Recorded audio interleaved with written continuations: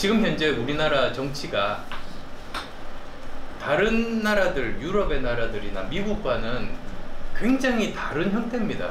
사실 우리는 일상적으로 접하고 있는 정치의 모습이어서 뭐 정치가 다 이렇겠지 하는데 그렇지가 않습니다. 다른 나라와 지금 너무나 다른 모습들이 많거든요. 그 첫 번째가 세금 도둑질 바이러스거든요. 정치하는 것이 공공을 위한 서비스가, 공익을 위한 서비스가 아니고 자기 편 국민 세금으로 먹여 살리려고 정치하는 거예요. 이거는 정당이 아니고 이익 집단이거든요. 이런 형태를 다른 선진국들은 국민들이 가만 안 놔두는데 지금 그 형태가 오히려 지난 박근혜 정부 이어서 이번에 더 노골적으로 지금 벌어지고 있고, 그 모습을 국민들이 이렇게 백일하에서 보고 있는 거 아닙니까, 사실. 두 번째로는 진영 논리. 진영 논리라는 게 뭡니까? 생각이 다른 사람을 적으로 돌리는 게 진영 논리거든요. 근데 생각을 이 똑같은 사람들만 이렇게 모으는 건 그건 전체주의 아니에요. 그래서 진영 논리라는 것 자체가, 진영 정치는 민주주의를 말살시키는 민주주의의 적이죠. 그러니까 이런 진영 정치 바이러스에 감염이 되면 그럼 민주주의 치사율은 100%입니다. 코로나 바이러스보다 치사율이 더 높아요. 그리고 또 세 번째는 국가주의 바이러스라고 표현할게요. 국가주의. 그러니까 정부나 청와대가 왕인 거죠. 왕. 이런 국가주의적인 시각이 되면은 결국은 어떻게 되느냐면 국민들도 다 자율성을 잃는 거 아닙니까?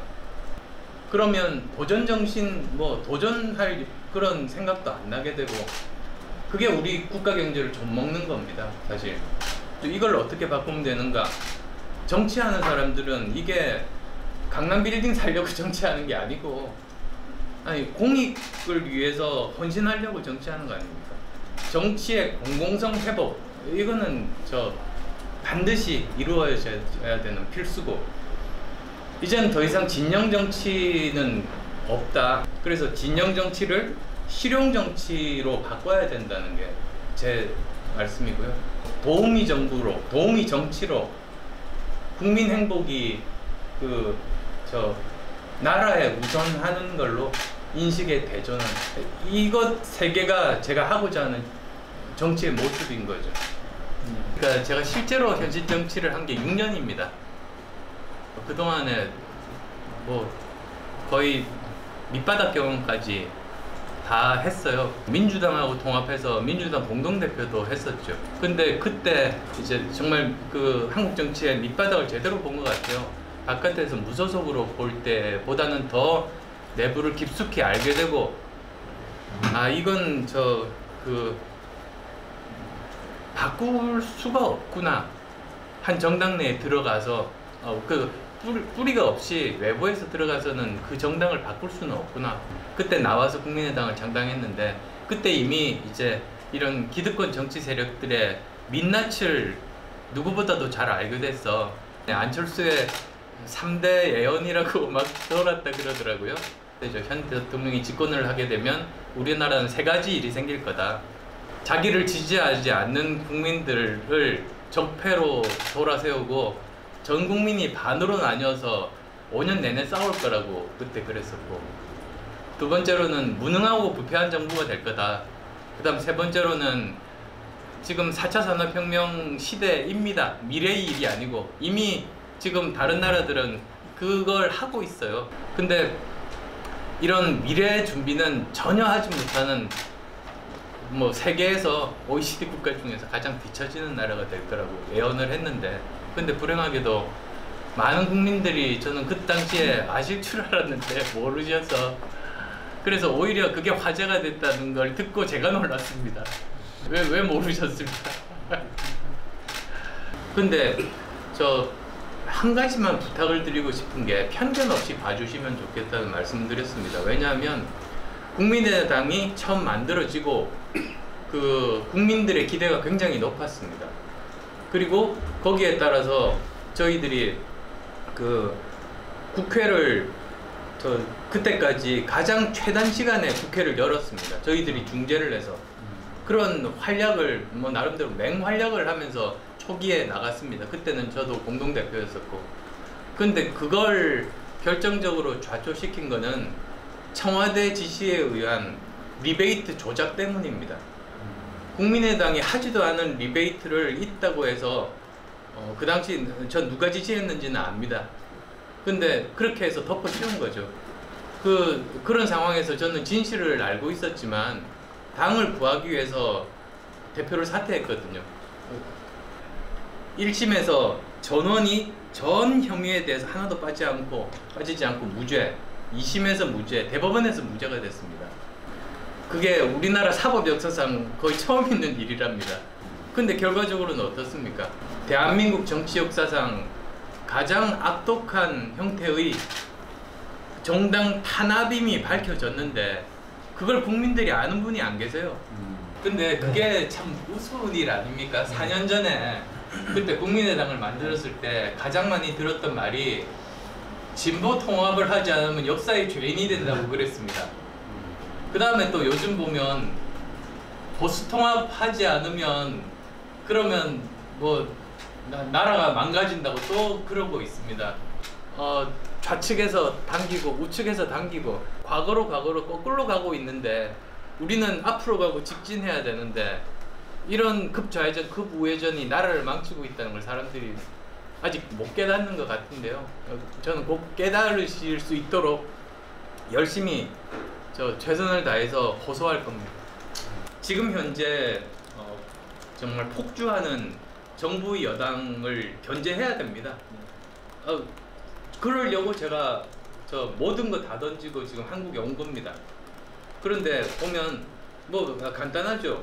지금 정부 여당이 바라고 있는 구도는 1대1 구도거든요.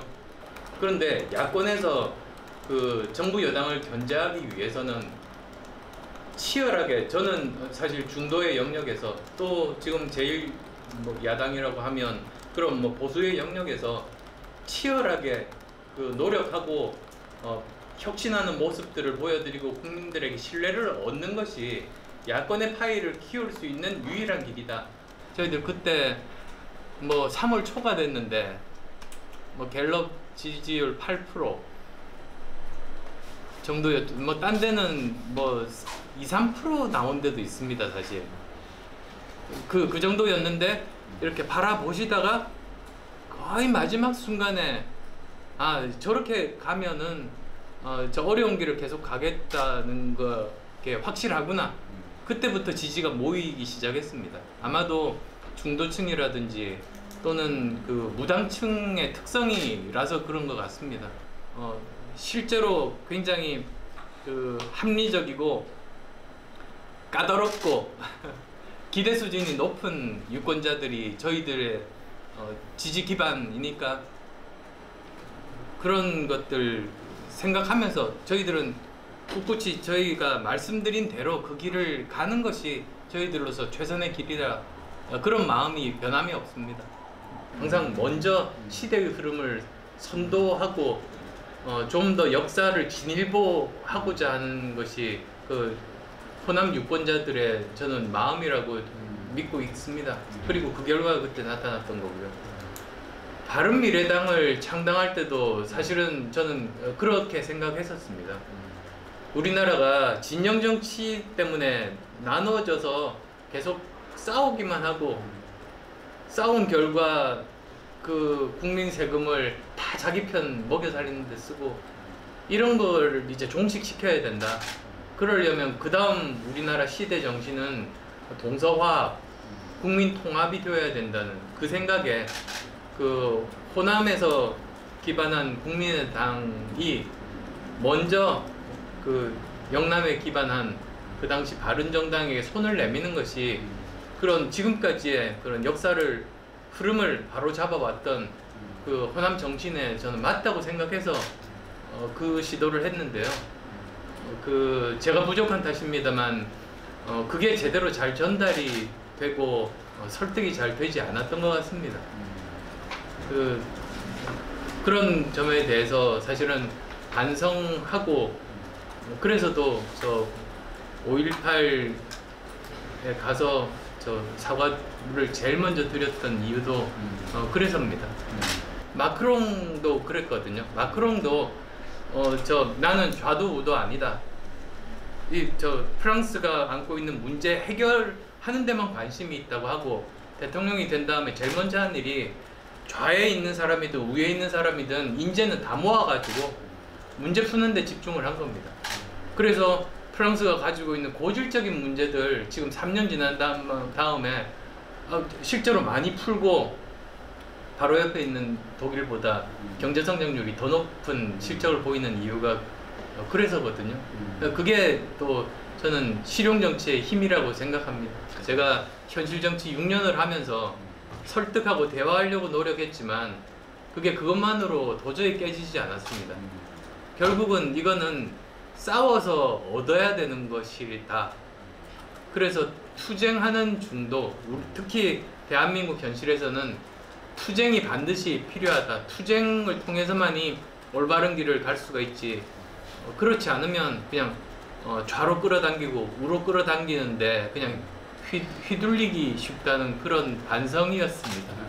대통령은 진보의 자산도 보수의 자산도 아닙니다. 대한민국의 자산이지. 그래서 골고루 좀 등용해서 갖다 쓰시면 그러면 문제들이 저는 거기서부터 많이 해결될 수 있다고 저는 보거든요.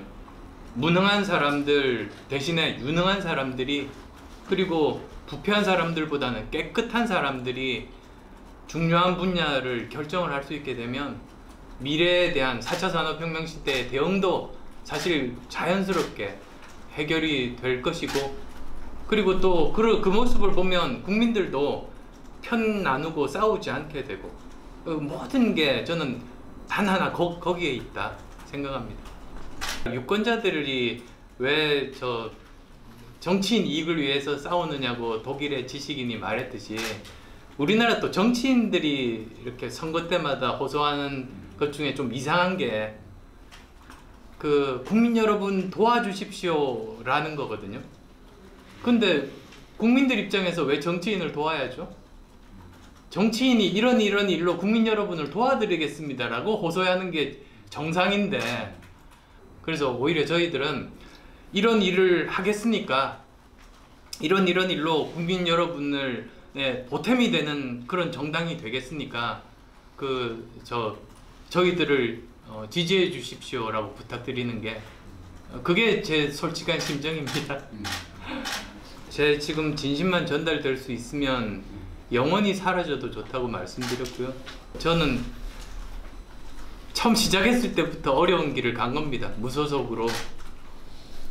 그리고 8년 동안 변함없이 그 길을 지금도 가고 있고요. 단지 양쪽에서 막 좌에서 당기고 우에서 당기면서 색깔을 칠하려고 무진 노력들을 계속 하고 왜곡도 많이 했지만 결국은 지금 제가 계속 지속적으로 실용정치, 실용적 중도의 길을 간다는 건 이제 국민 여러분이 다 아시지 않습니까?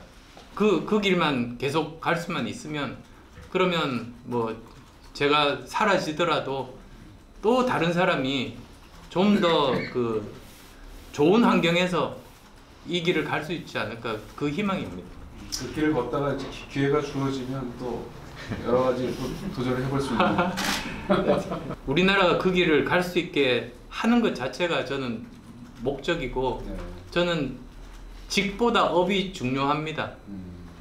어떤 위치보다 어떤 일이 더 중요합니다. 전 지금까지 여러 직업을 하면서도 계속 그렇게 살았던 겁니다.